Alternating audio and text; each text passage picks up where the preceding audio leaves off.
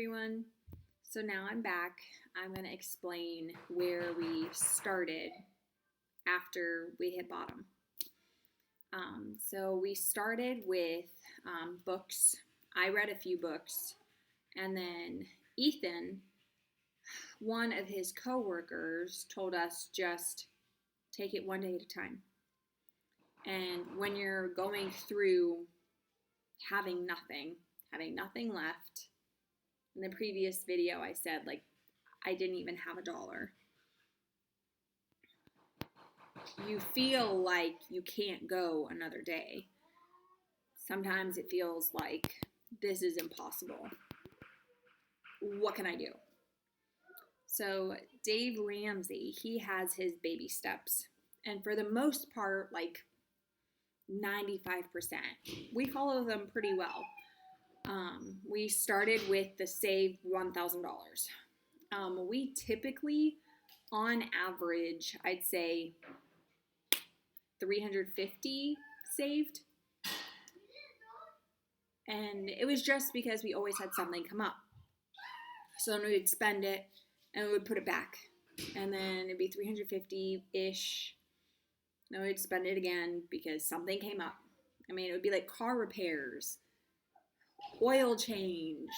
I mean, you name it, it happened, we used it. But we decided, okay, enough is enough. Let's figure it out. Let's save $1,000, see where it goes. How we saved $1,000 is exactly what anyone budgeting will tell you. You're going to budget all your bills, you're going to put them down. Your debt, you're going to put it down. And then what the trick is you want to put down in your budget just the minimum.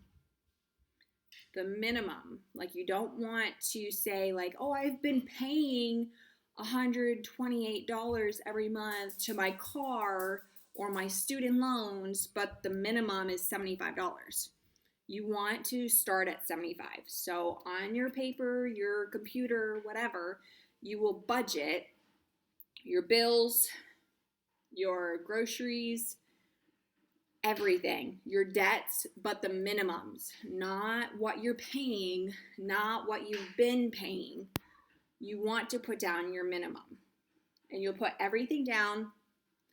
You'll have on the same page or whatever, you will have your income.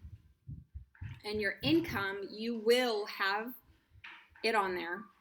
And you'll subtract what you're paying in your bills, everything together. So what you pay on a monthly basis and what you earned, what you made, you will subtract the difference. And then you'll see what you have left. Or maybe you'll recognize, oh, I really can't afford TV anymore because I'm negative $17. That means obviously you can't afford that $20 Netflix or that $150 TV bill. I mean, it really just depends. When you've budgeted and you see what's left or what's negative, that's where you will start to make a game plan. You will start to realize, oh, okay, if you're negative, you have to figure out what you can get rid of. And if you can't get rid of anything, and they're all important, it's your water bill, your gas, you don't even own a TV, then you need to find a second job, or you need to find something better, or you need to pick up more hours, or you need to get off the couch. I don't know what everyone's situation is. I used to be that person that would be like, it's impossible, we can't.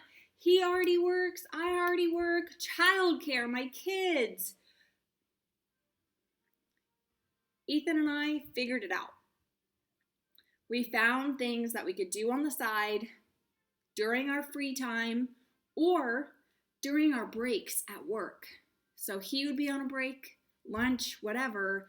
I'm on a break, lunch, whatever. We're working our other jobs. We're working our side jobs. We don't make an excuse. We use up whatever time we have wisely. If we want family time, obviously we're not going to use family time to work another job, but we need it. So we're going to sacrifice a 30-minute lunch.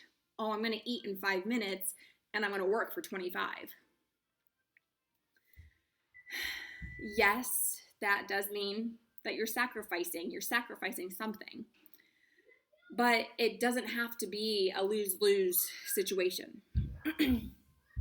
For us, we never had cable. Never. We always had like Netflix, Amazon Prime.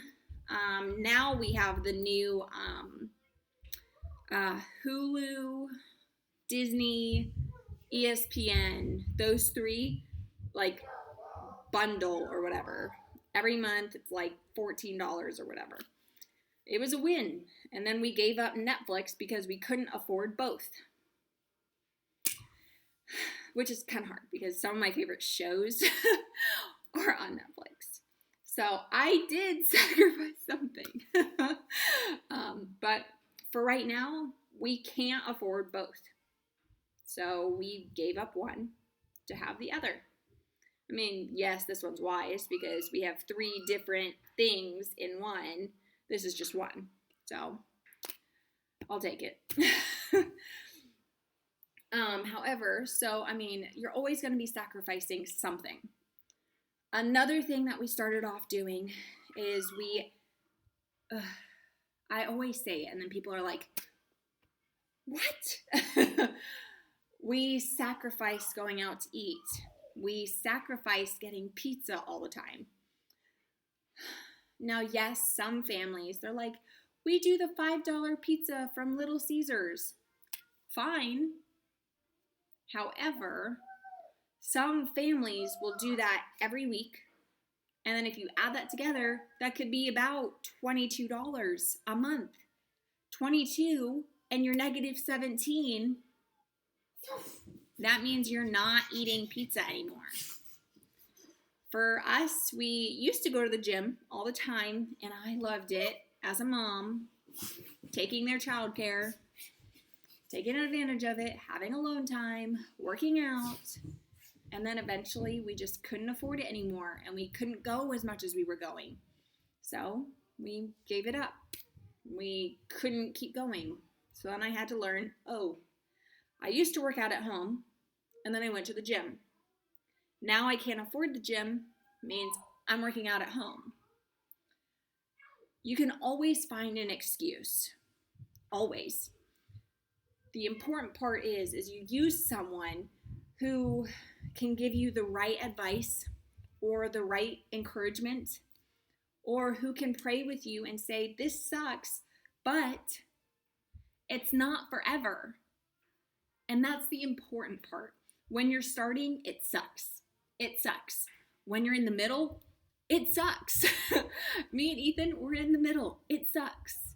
We're about to have a baby, and I'm trying to save money, and I'm like, this sucks. I just want to go out to eat. I don't want to cook. I don't want to do dishes. I want people to spoil me. I'm like, give me food. Ice cream. I mean, part of it's cravings, but whatever. You're always going to sacrifice something. So my advice is... find someone who could support you. So when you're starting, it sucks, but you feel encouraged. Look at me.